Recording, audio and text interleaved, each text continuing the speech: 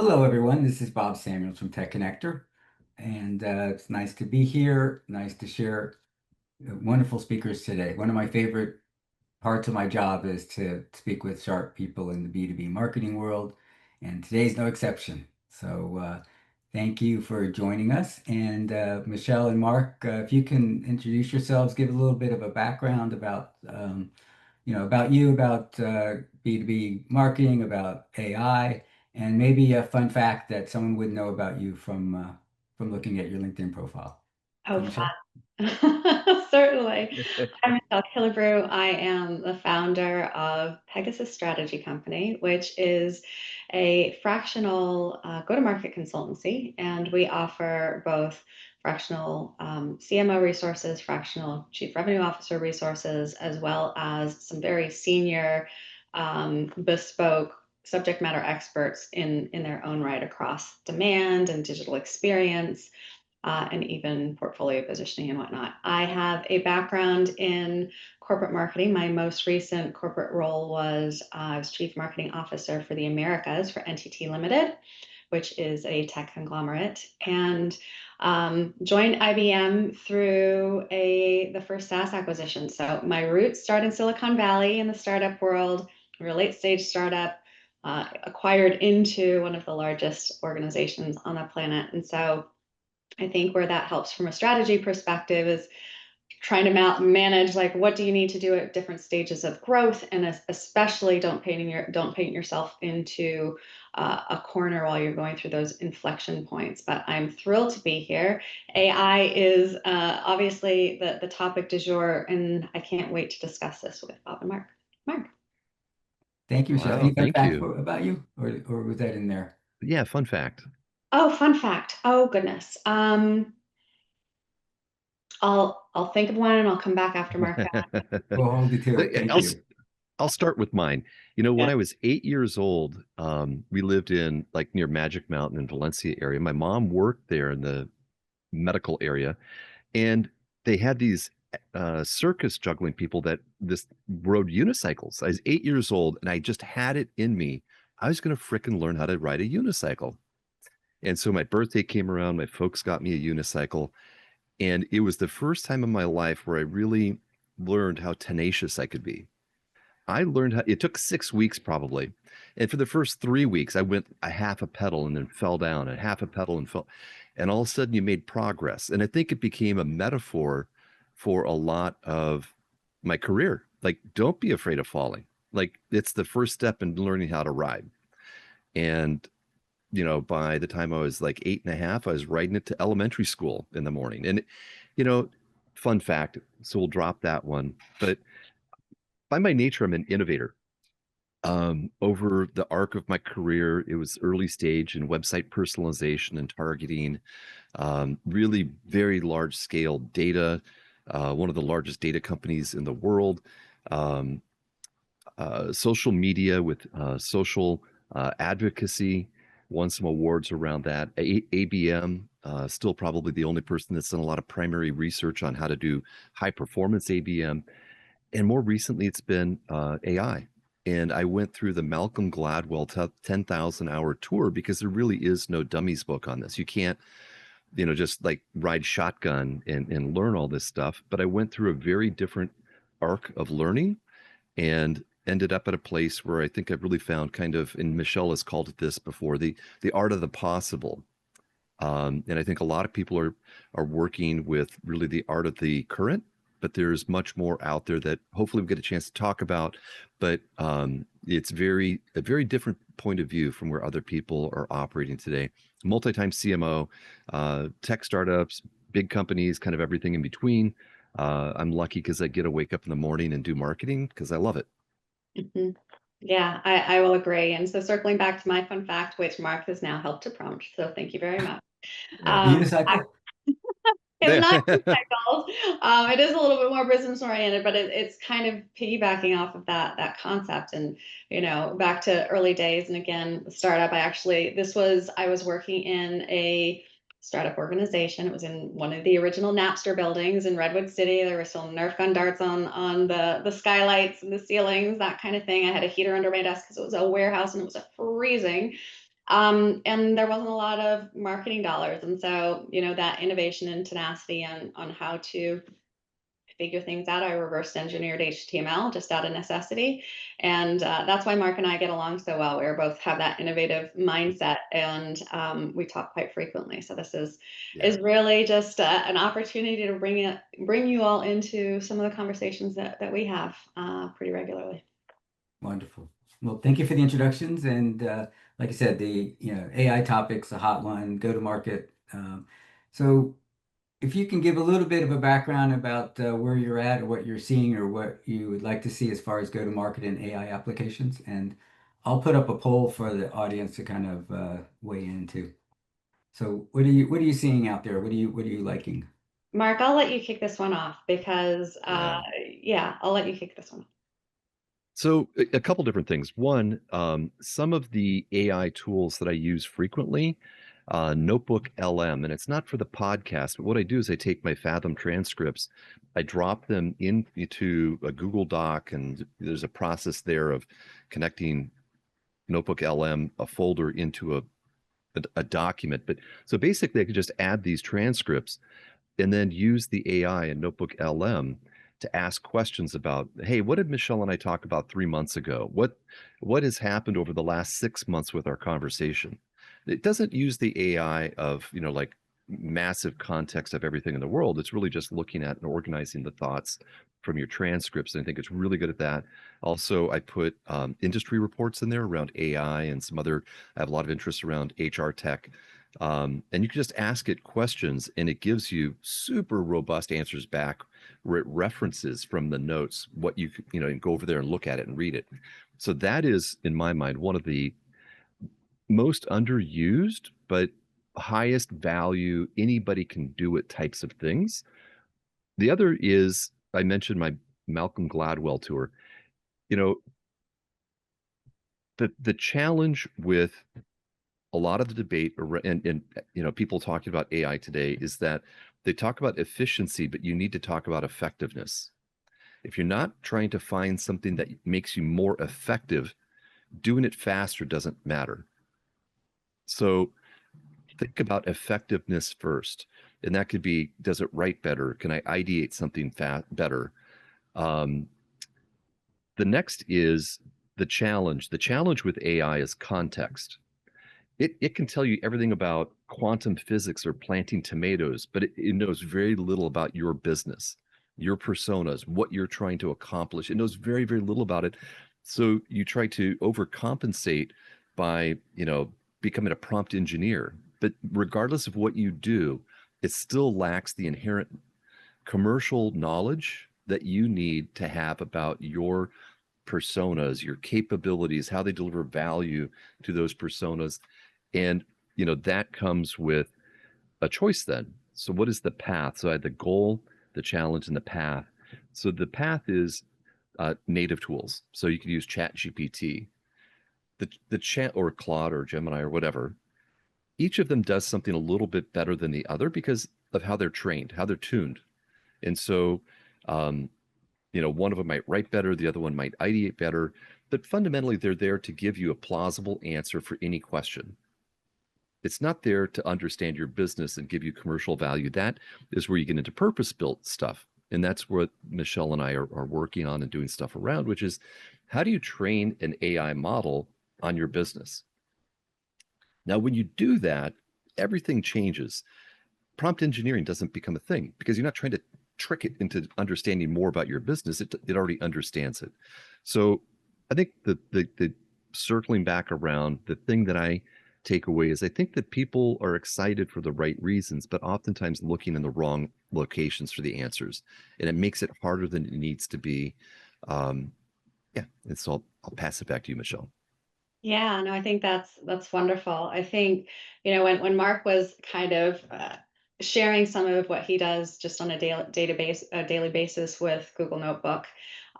First of all, it's wonderful because you're creating those little, I'll call them pods of content that you can then go back and reference and just make sure that you've got that context over time. But I also think it becomes a really nice entry point for creating some basic automation agents in terms of, again, the Malcolm Gladwell art of the possible.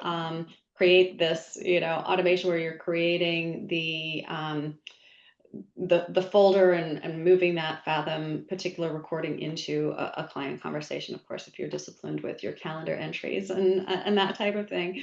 And so that's, just thinking about how you start to play and upskill yourself. And I think that's what a lot of people are certainly doing. Marketing is certainly an early mover, especially since generative AI is so great with words and content and being a thought partner.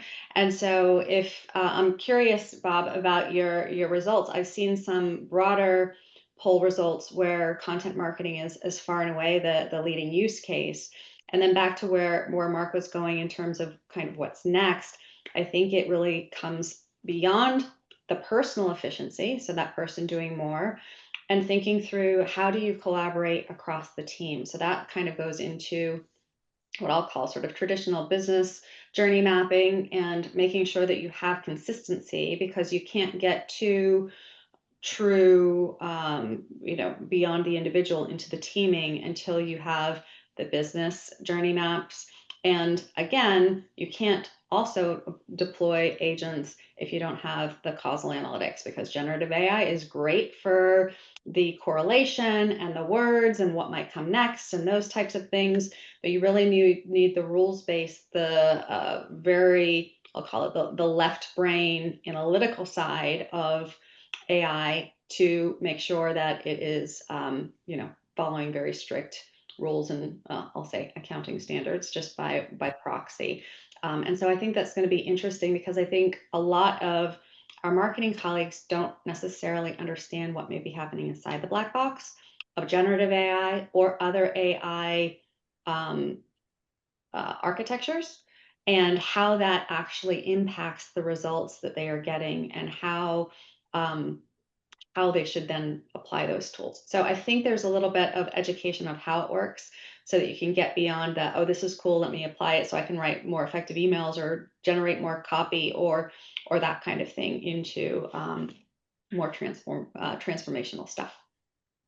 Beautiful. All right. So you asked, and here they are, the results. I don't know if there's any surprises for you, but content's number one. Everybody's done some sort of implementation, so that's a nice sign. Yeah, definitely. I'd be curious too. I think I'm presuming here, but on the customer prospect targeting and segmentation, I would think that that's kind of more, again, from the strategy side. I'd be curious to see if anybody's doing it on the true quant side. And of course, part of that is challenges with data hygiene in the CRM. But yeah, just inferring. So anybody in the audience, if you want to chime in to support your answer, raise your hand or something. If you're the one that did the customer prospecting one in particular, it'd be good to hear from you.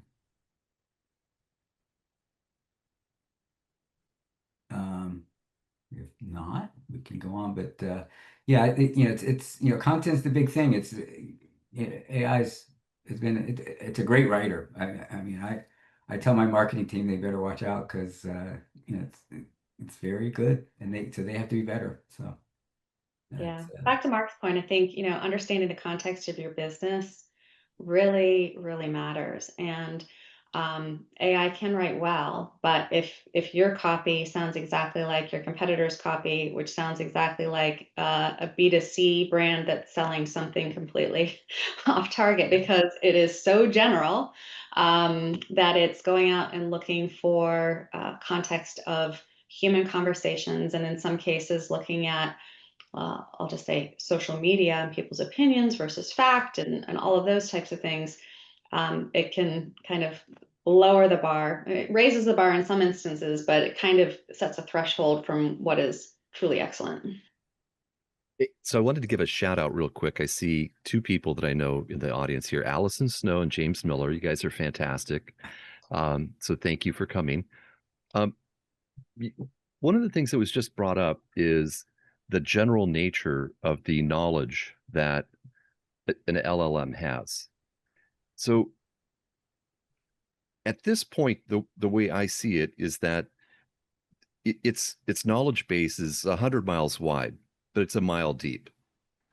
But from a commercial aspect, if you're going to write content, or if you're going to do sales enablement, or if you're going to, apply this to segmentation and targeting, what you need is the paradigm tipped on its side. You need something. You don't care about quantum physics or planting tomatoes. I always use them as polar extremes, like the most complex to the least complex. But it's like a mile wide, which is the commercial nature of your business, your audiences, your competitors, and things like that. But you need it to be 100 miles deep.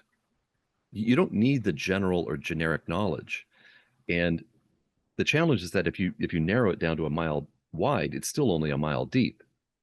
And so operating within the pay by the month platforms, you can't get it much more than maybe another couple hundred yards deeper.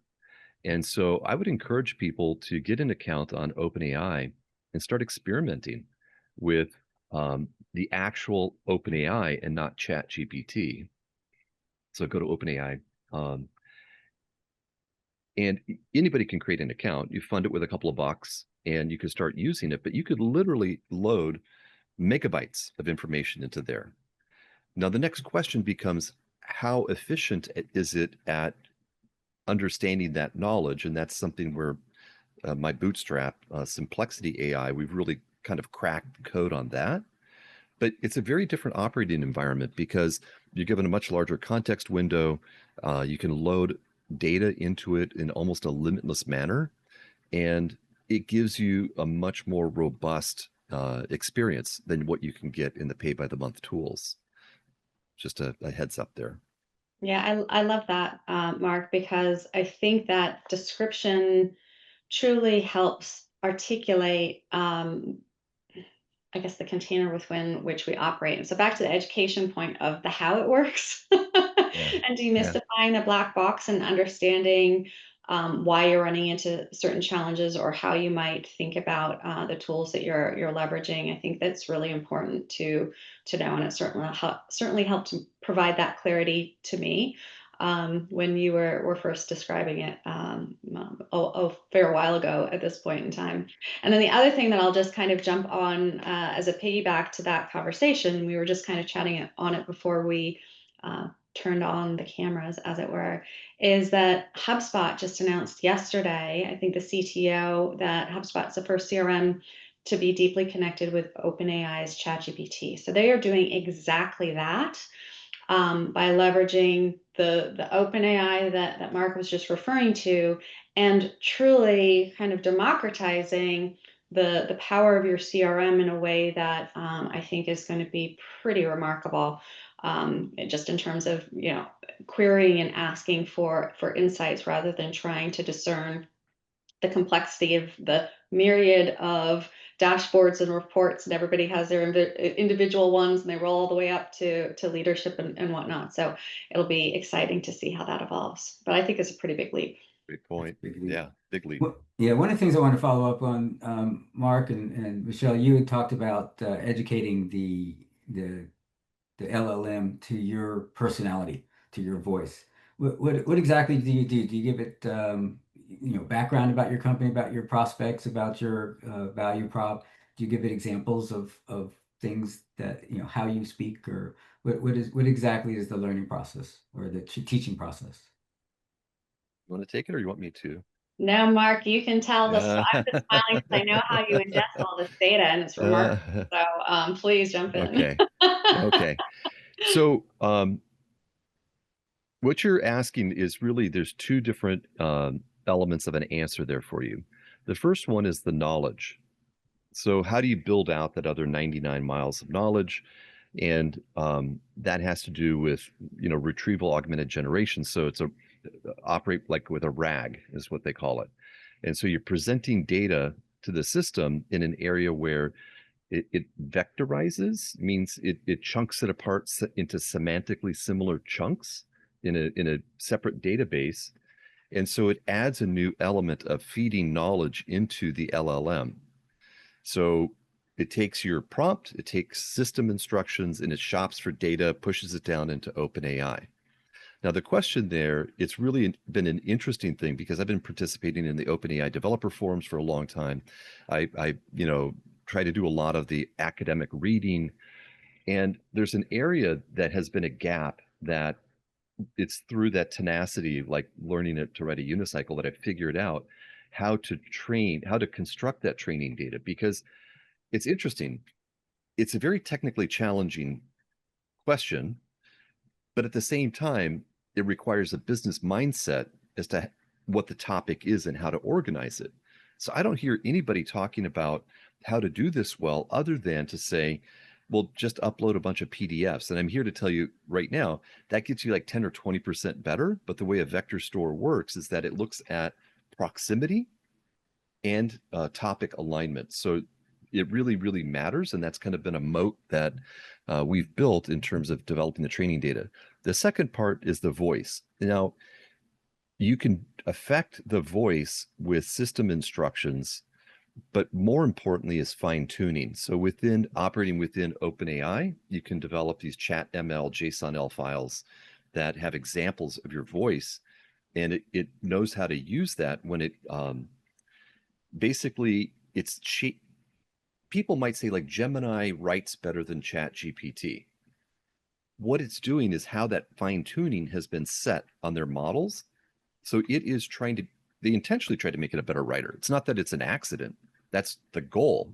One of these tools might write better, the other one might analyze better, the other. It depends upon the value that they placed on an approach when they did the tuning of the model. And so you can do that. I'm following the example I said, get an account on OpenAI, go in there and start using it. Some of these things get to be a little bit advanced, like fine tuning. It's a little bit advanced, but it's not outside the reach of a technically inclined business person.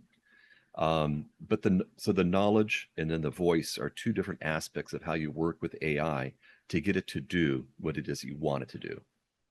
Yeah, and before you move off this point, Bob or Mark, and Bob, I know we've got a question, so we'll before we jump into the question, I think one of the things that Mark has shared in this process is truly ingesting web content. So in addition to if you've got product marketing documentation or sales enablement documentation and thinking through that, I think it's truly the breadth and the depth of true custom content that may be behind the firewall that you're then adding to strategy and then potentially analyzing say competitive assets that might be publicly available and doing a little bit of the compare too. So yeah, it's pretty exciting. Excellent. So speaking of the question, I'm going to ask Allison to come up and ask her question in person. And then I'll go to the next poll on agility and everything. Hey there. Hi. Good to I see can't ya. believe thank you. Thanks for the shout out. I have cheated my way onto this webinar. I didn't know that was going to work with a question. Really nice to see you guys, Mark. Thank you. Michelle, I spent the first 8 years of my career at Keen Inc., which was acquired by NTT, and I think a few of us are still running around in that ecosystem. It's true. Cool.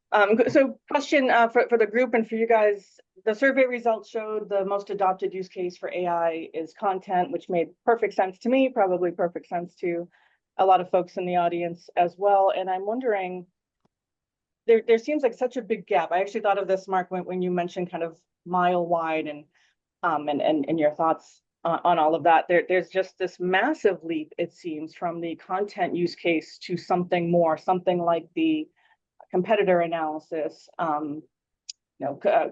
customer insights, things like that were on the survey that there wasn't a ton of adoption for, or for what there was, we weren't sure kind of what it really referred to.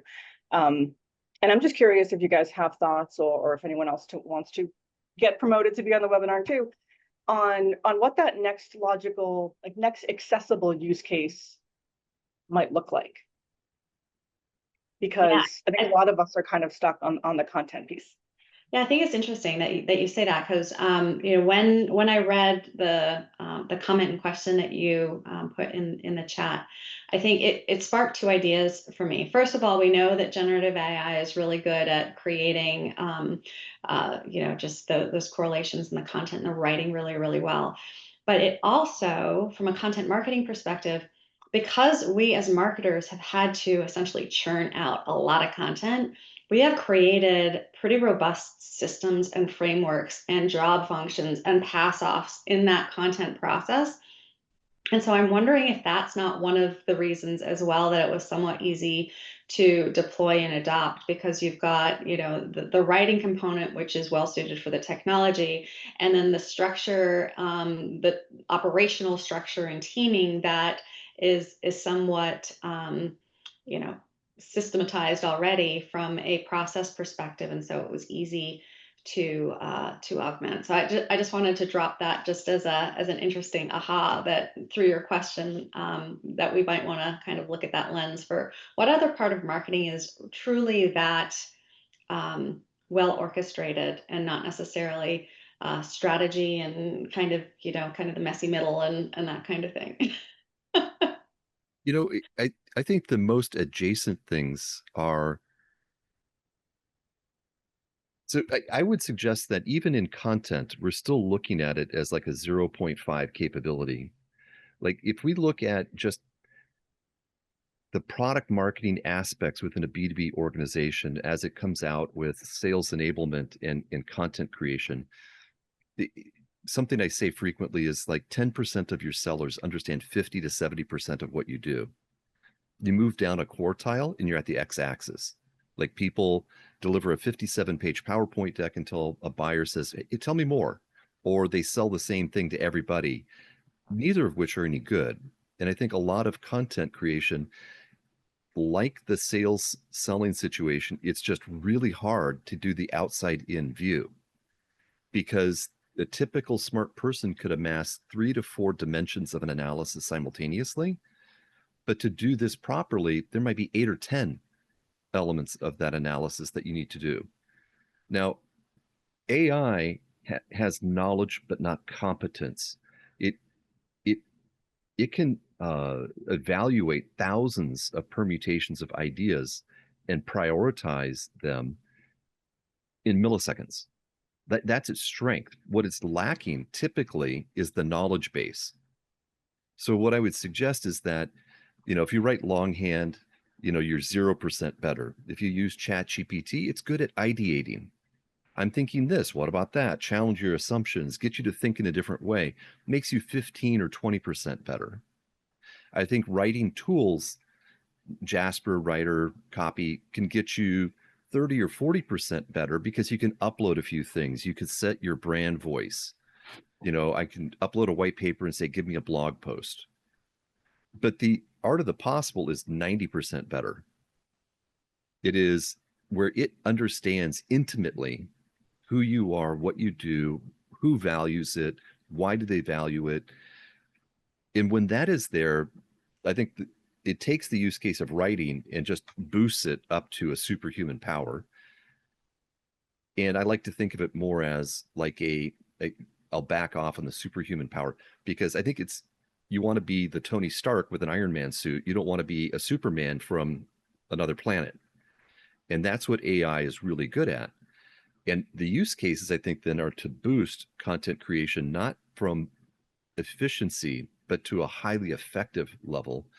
Sales enablement is another great thing, right? So a person should be able to just ask, like, oh, I'm going to meet a CMO. They had this challenge. They're thinking about this. What should I talk about? And it should be able to give you, like, these are the topics that they are interested in. Why? Some other use cases that I'm doing is proofanalytics.ai. There's an AI companion on the homepage that's trained where you just tell it, like, I'm this person looking about these types of things. I'm concerned about that. And it'll give you, it's like going through the website asymmetrically, just like at a weird angle to say, this is what I need. And it'll give you that answer back. I'm also applying it to some other things that are way outside of the bounds of B2B sales and marketing. I'm the chief marketing and AI officer at Competently, an HR tech company. So I've actually trained an AI model to build competency assessments. And literally, it's like 120,000 rows of code that breaks down the cognitive and behavioral sciences behind these tools. And so it's custom trained on a topic. And so it can do things that would take weeks. It could do it in seconds. I hope that answered the question. I know I go long. I get excited about this stuff, you know. Very thoroughly. Thank you for bringing me on as a panelist quickly, Bob, and thank you all for the wisdom. Thank you, Allison. I'm gonna send you back. All right. And let's see. Okay, so let's do the next poll. Agility, adaptability, and scenario planning. So go to market. So how many scenarios do you generally consider when you're considering different considering getting out there? Yeah, thanks for teeing up the question. While people put in their responses, just to again, Mark just mentioned proof analytics, and I think one of the things that they do truly exceptionally well, it's what they've been focused on almost for a decade as they've evolved and continue to lead causal analytics for go-to-market overall, is being able to scenario plan and forecast. And what they're able to do is ingest your data and map you where you are today, and then do forecasting based on different scenarios, market headwinds, all of those types of things. And so by being able to do that, that forecasting becomes a lot more accessible, especially when we're in a volatile situation like we are in today, where tariffs may impact your business significantly, or your client's business, or which vertical that you should be focusing on, or understanding where there may be slowdowns in your pipeline because people are waiting to see where that tariff action may impact them, et cetera. And so I think for marketing, we may have forecast a little bit, okay, maybe we didn't make our revenue and our CFO is going to ask us to cut our budget. So you're doing planning where this is my core plan and this is my ideal plan, and you might shrink that spend. Causal analytics is going to be able to allow you to actually forecast with a lot more permutations and visibility into some of those macro scenarios, so that you can truly plan for the impacts of some of these marketplace volatilities, which are really important and becoming more complex and becoming more systemic, truly. Mark? Question from Robert Howells. Ah, So, two things I would add, Robert, is here, let me let Robert jump in and oh yeah, but I don't know if you have any comment on the scenarios, but I'll let me let Robert jump up.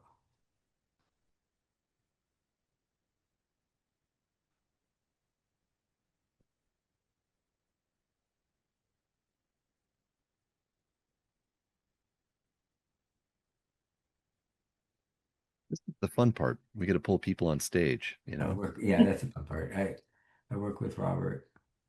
Oh, okay. Let's see, there we go.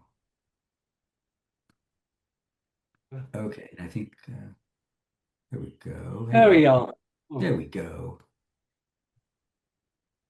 All right. There we are. Robert? Nice to Hi, see you, Mark. Robert. Hi, Michelle. Bob. Hello. You had a question, Robert?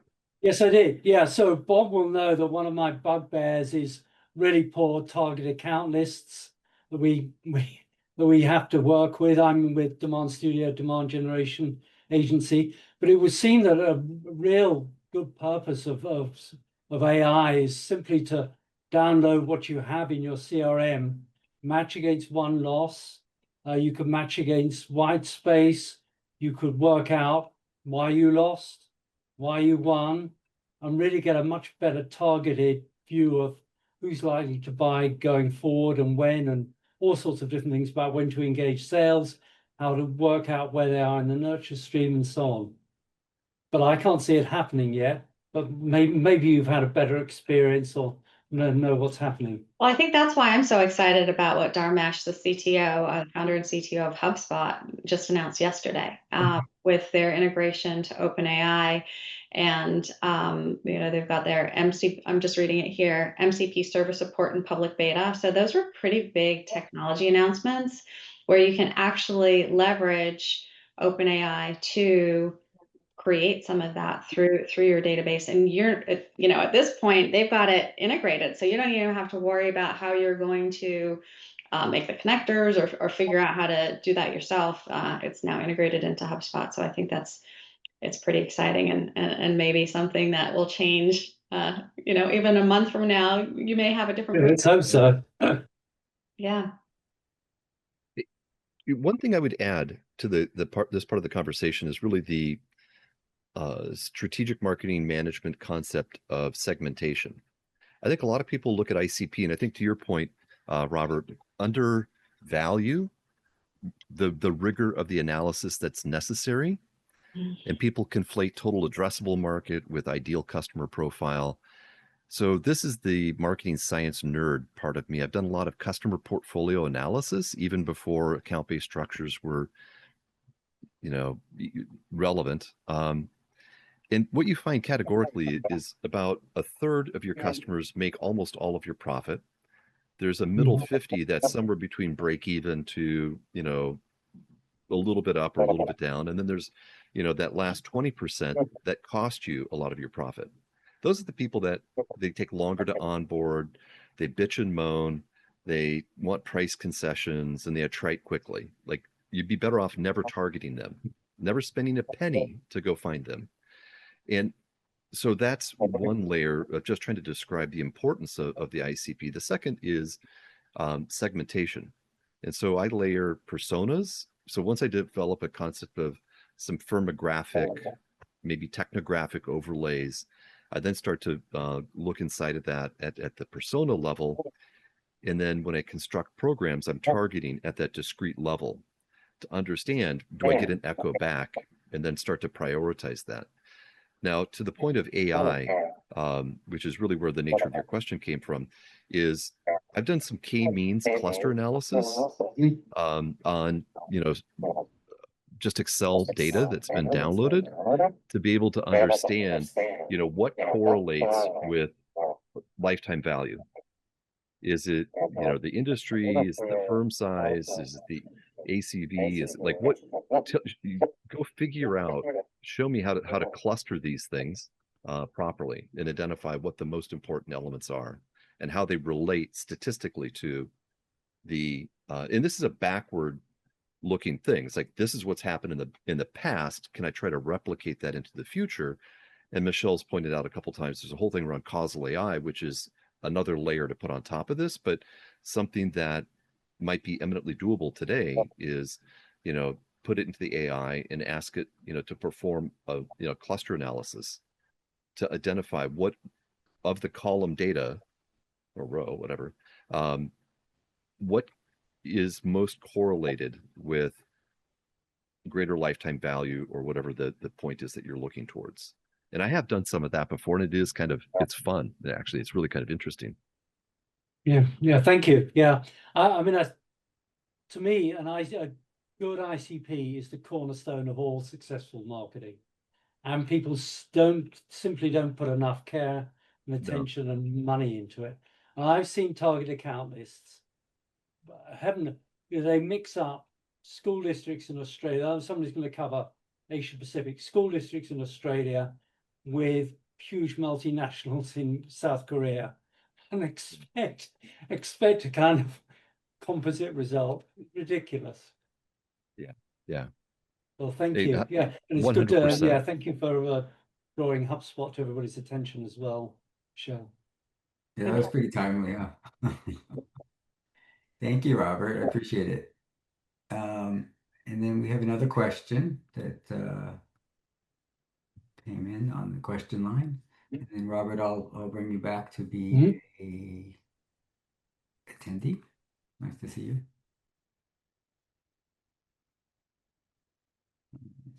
And then got some poll answers we got next. Here we go. Hey, hi, Bob. Chat, nice to see you. Yeah, hi, Mark. Hi, Michelle. Hello. Pleasure.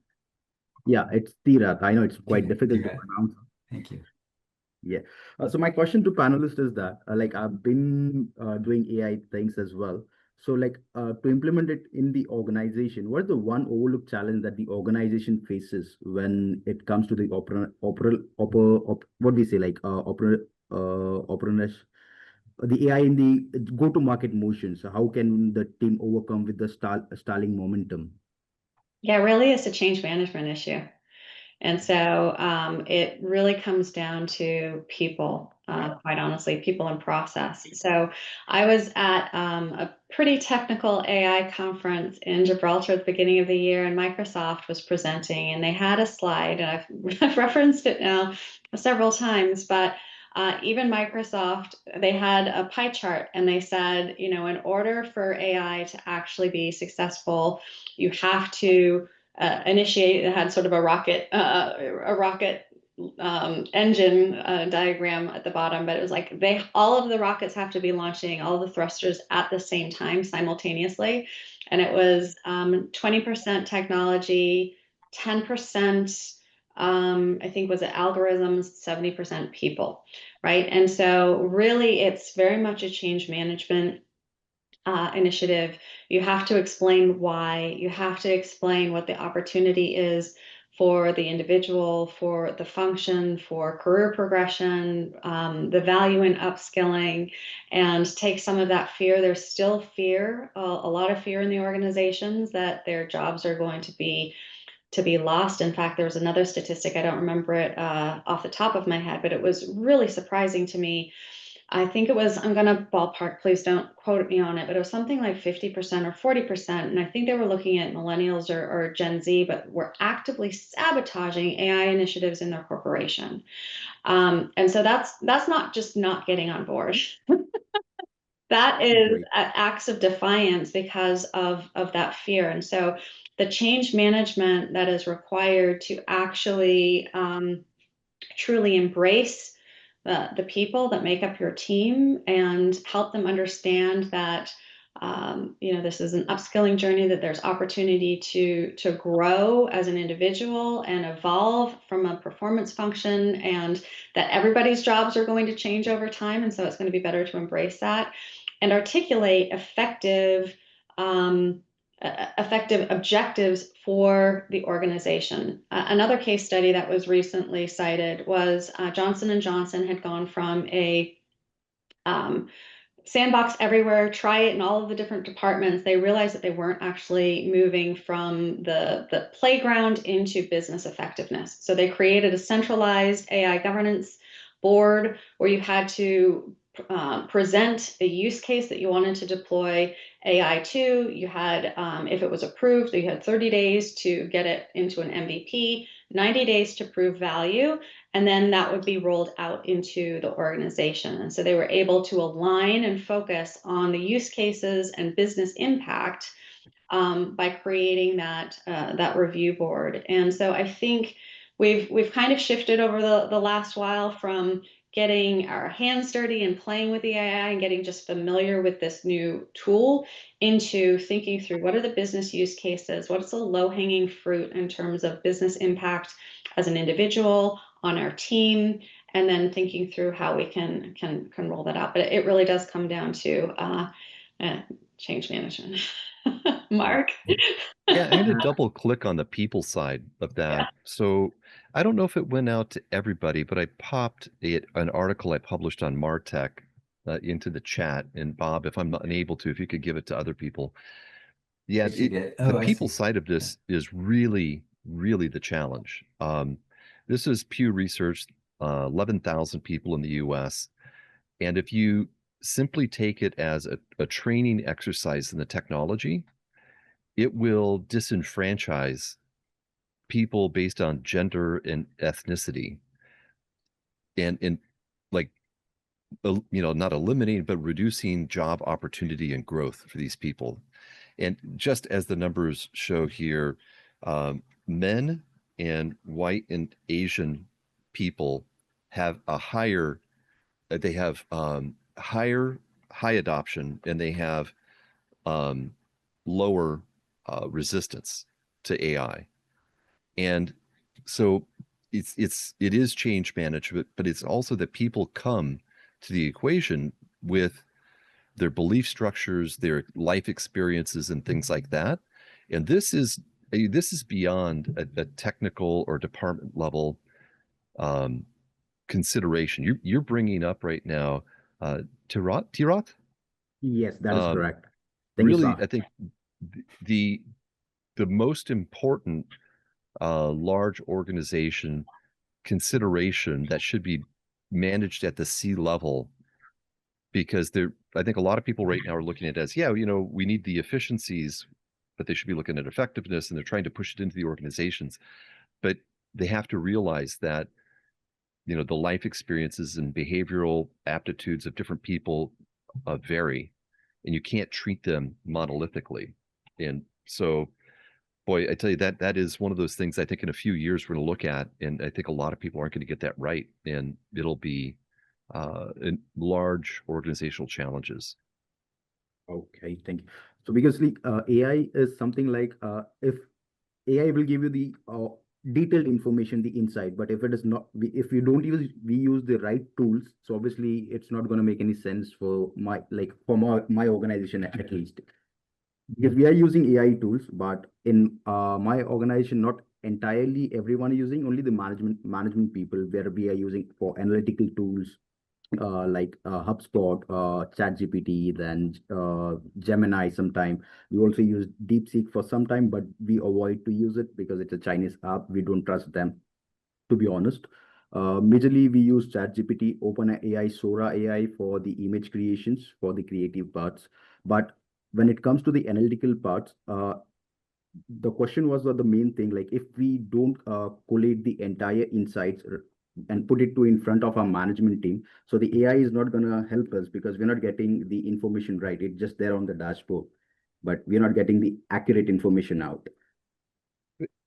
Now what you're bringing up is another really great point, which is people talk about trust in AI, and it's a really valid concern when what you're using is a generic tuning of a model that is trained on, like I keep using my example, quantum physics to planting tomatoes, the most complex to the least complex of ideas. And it's not very commercially viable. It needs to understand more about you, your organization.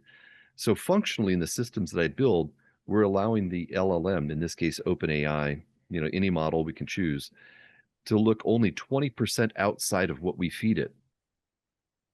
And I know that what we're feeding is factually correct. It doesn't have to make stuff up. It doesn't have to try to fill gaps because its knowledge is specific and not generic. And so from a perspective of trust, hallucination, there are ways to make that just go away. Got it. Thank you so much, Mark. Yeah, my Thank pleasure. Thank you so much, Bob, for the time. Thank you, Michelle. Thank you. Appreciate it. You too. All right, so I'm going to share results of the poll, and then we've got a couple more polls that are if we have time. So most are 2 or 3 scenarios they're considering with defined triggers. Any thoughts on that? Otherwise, I'll go to the next poll. I'd be curious if anybody's willing to share what their triggers are. Yeah, I provided the one context while we were collecting the insight, thinking that, okay, well, there were budget cuts, like the CFO pulled back the budget. And so I'm curious if there are other triggers that people wouldn't mind sharing. Anybody want to share their triggers? Can, and then if you do, I'll jump you up here. Otherwise, I'll go to the next poll. All right. Next poll is about composable team and about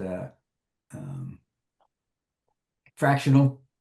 So Michelle, this is you know about this one pretty well, and Mark too. So what percentage of your marketing expertise currently comes from fractional or external specialists? So we're seeing a lot more fractional out there. I guess it used to be had different names, but maybe it was always there. But fractional marketing in particular is a big thing these days. Yeah, absolutely. I think it's really interesting. I do think, to your point, part of it is the label, the new label on fractional versus freelance or consulting. But I think it's also and will continue to shift as the nature of work changes. I think it was probably 2010-ish when the gig economy and gig work started to pop up in both parlance and data research, just in terms of how that changed the makeup of teams. And we certainly saw that, although I think it was primarily at I'll say the operational level, the individual contributor level of the organization, where you needed to have flexibility to manage the business. You weren't necessarily able to secure full-time headcount, and the obligations that are part and parcel of that business decision. And so freelancers were that individual contributor level that helped you just get things done. So very, very tactical. Now I think it's starting to shift, and I think that is going to continue to shift, in part due to the nature of what we are trying to achieve. So the first agile marketing team I ran was at IBM, and we were doing agile marketing. It was a scrum model. Everybody was a specialist. We sat together, we did the sprint planning, the whole thing. And obviously agile is a developer framework, right? Just in terms of how you were developing software, and that was applied to different portions of the business, like marketing. And so I think this is a continuation of that step where you need true experts. We've talked about the hallucination and the fact that you really need to be able to audit what the AI's work is doing with some point of expertise, because it can do more than somebody who doesn't have the knowledge can do. They think it's great, but somebody who has that skill set and knowledge can actually evaluate it and correct it for those really important parts that need to be corrected, whether it's additional prompting or refinement, or no, you really got that one wrong. You completely made that response up.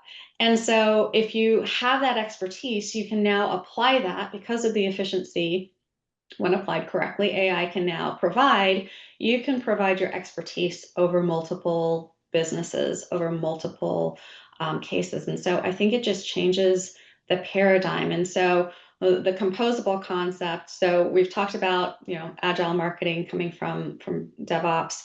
Composable kind of comes from that headless composable, again, in the software landscape, but actually in the infrastructure of where you have this agile marketing type organization, but beyond the organization, right? So you can compose a team and come together and leverage the different expertise that you might need at different inflection points of an organization. Somebody who's a specialist in XYZ to help you, cross a chasm or enter a different market, and you can hire that expertise, stand that up, and kind of move on. So I think we're going to see it continue to grow in terms of favorability in the market. Mark?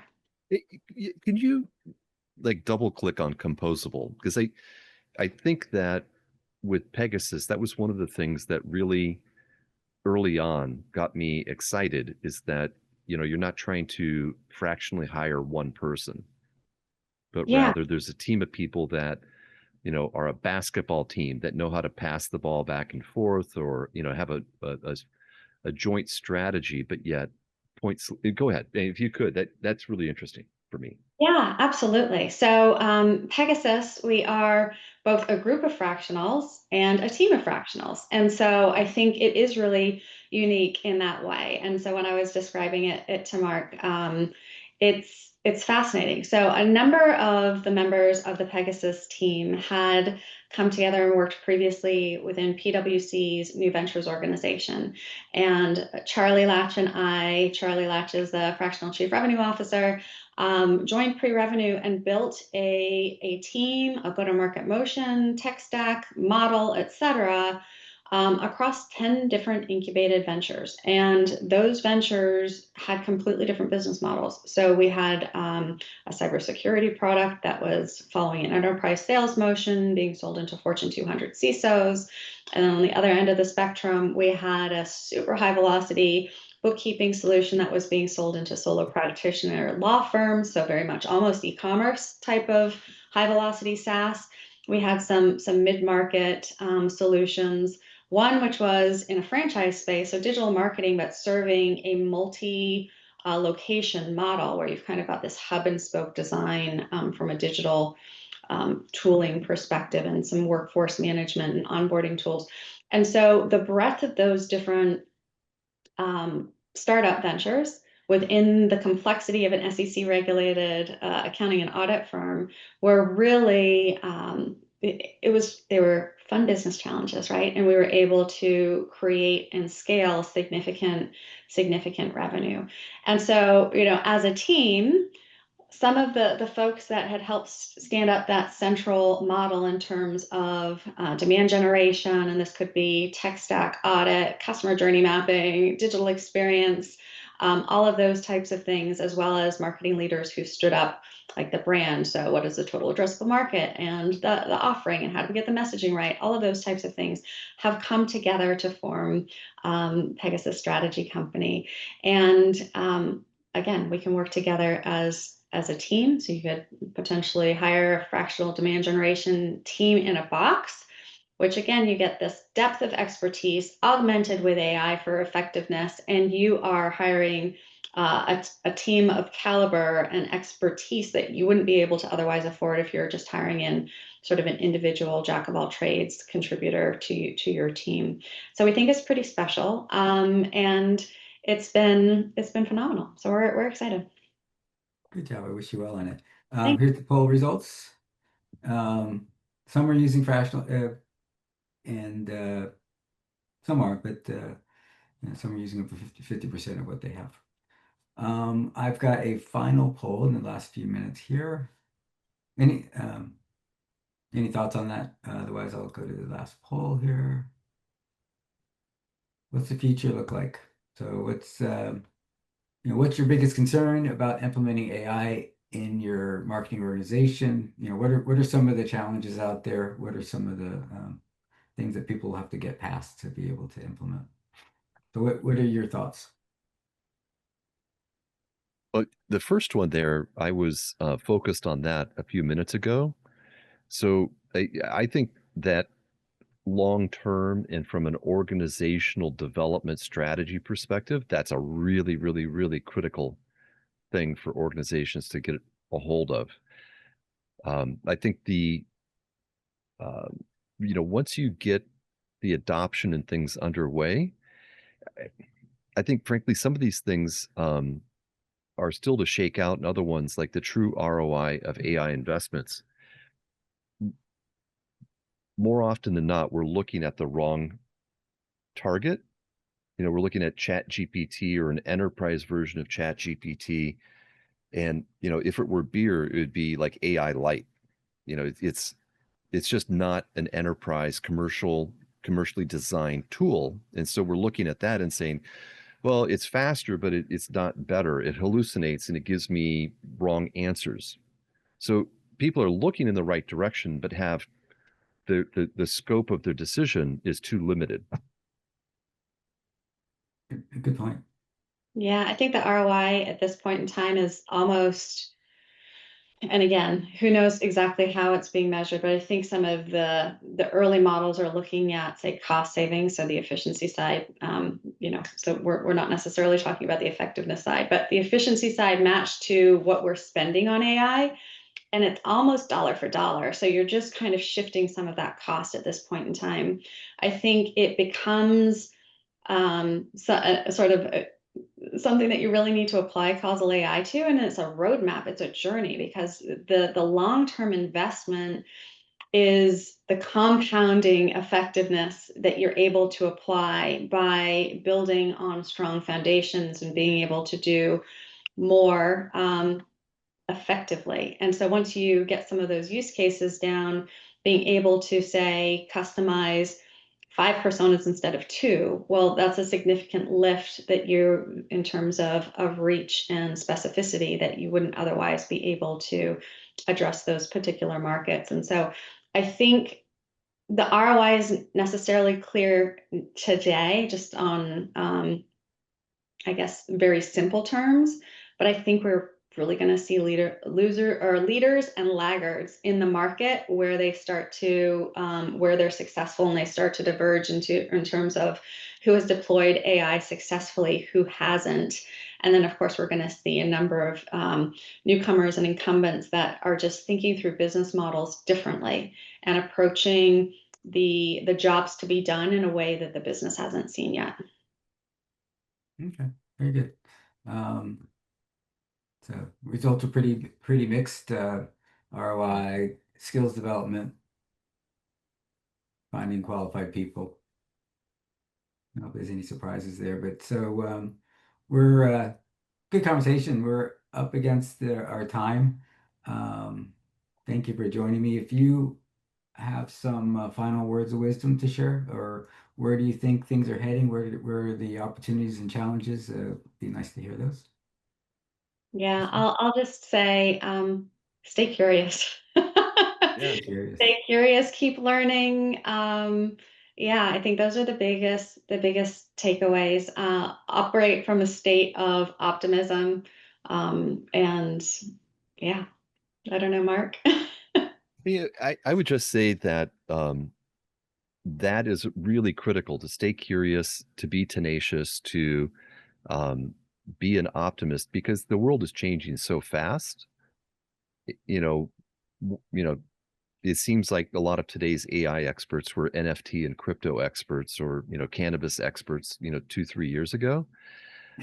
And so be cautious of where you get your advice. But be agile. The market is changing fast. You cannot continue to pull out the same playbook and have it expect to operate the same way. There's people that are experts like Michelle, or maybe even myself, with different aspects of change right now that can help. And so yeah, find expertise, lean into it, um, and roll with the punches, because I don't think we're done with the wave of changes. I think it's just actually a build of momentum, and it's going to require soft skills around agility and adversity and emotional intelligence to help you work through it. Yeah, 100%. I can't agree more. Great advice. It's a pleasure, guys. I'm gonna pause this thing, or in the recording. You can stay on if anybody wants to stay and chat with our guests. Feel free to. But it's a pleasure, and nice to see you. Thank you. Next time. Thanks.